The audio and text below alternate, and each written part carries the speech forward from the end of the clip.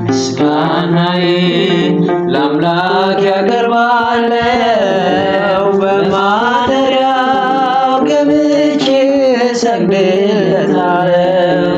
ኤልሻዳይ ጌታ ሁሉን ቻይ ይፈጸማል አምናለው የልቤ ጉዳይ ይፈጸማል አምናለው የልቤን ጉዳይ።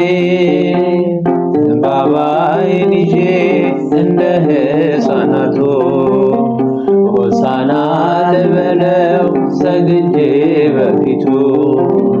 ምንም ባዶ ብሆን እውቀት ቢጎለኝም ለስሙ ልዘምር ከልካይም የለኝም።